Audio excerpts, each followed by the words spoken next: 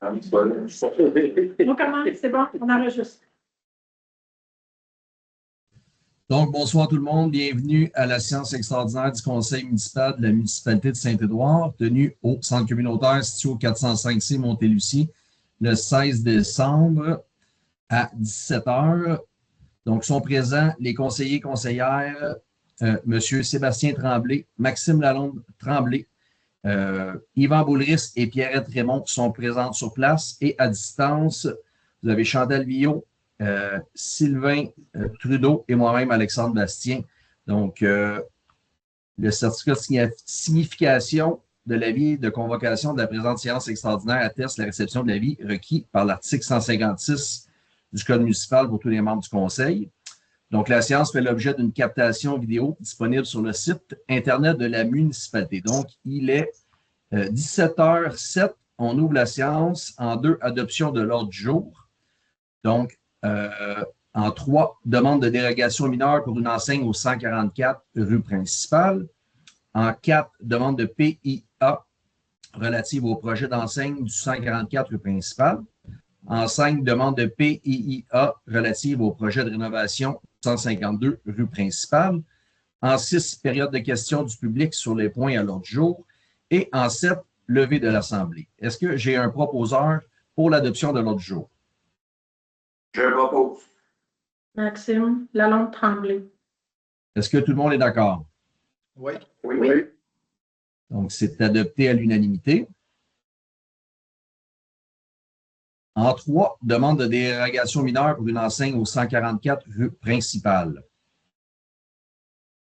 Que le Conseil a reçu une demande de dérogation visant l'enseigne au 144 rue principale. Le règlement de zonage demande une superficie maximale de 1,5 m² et un éclairage d'une source lumineuse externe. Ici, la demande vise à autoriser l'installation d'une enseigne de 5,57 m² rétroéclairée. On l'explique ici que la façon que ça a été présenté et que le CCU recommande la demande, c'est que, en fait, le bâtiment est très reculé par rapport à la rue. Et cette situation-là fait en sorte que la présente demande n'aura pas d'impact sur le voisinage et qu'elle répond à l'ensemble des critères et objectifs du règlement de plan d'implantation et d'intégration architecturale. Donc, est-ce que j'ai un proposeur? Je propose. Et M. Yvan Boulris a proposé. Est-ce que tout le monde est d'accord? Oui. Oui. Donc, c'est adopté à l'unanimité. En 4, demande de PIA relative au projet d'enseigne du 144 rue principale.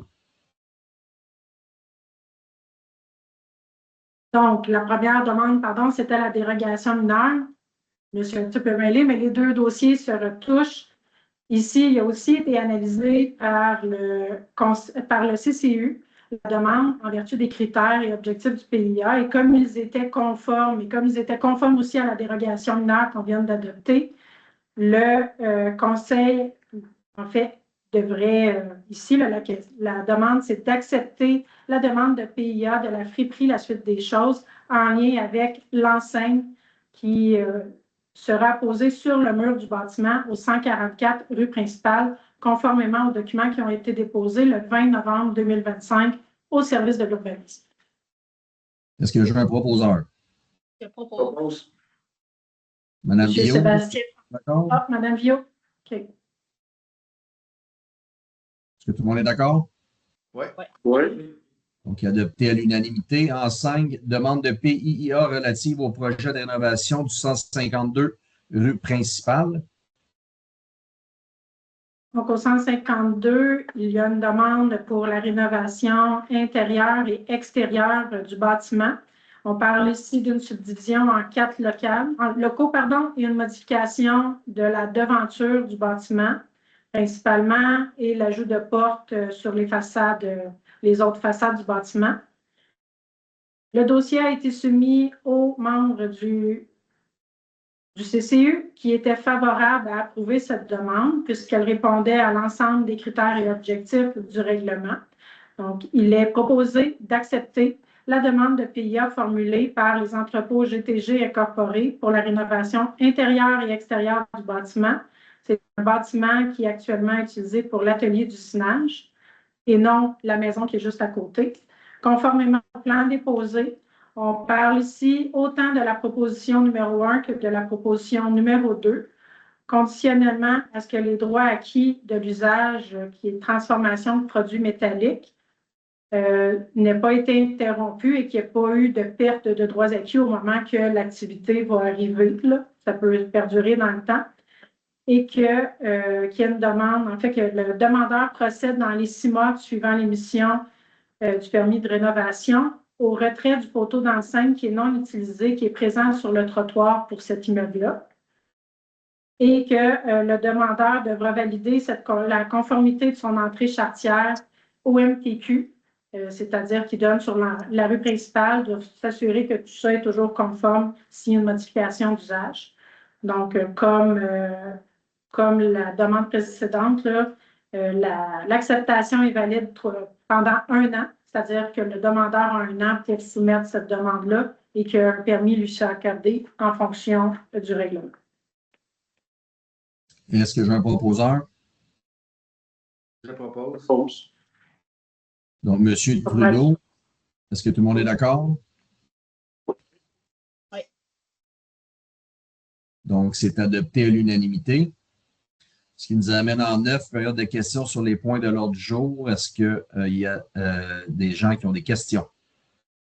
Il n'y a aucune personne dans la salle. Est-ce que les membres du conseil ont des questions? Non.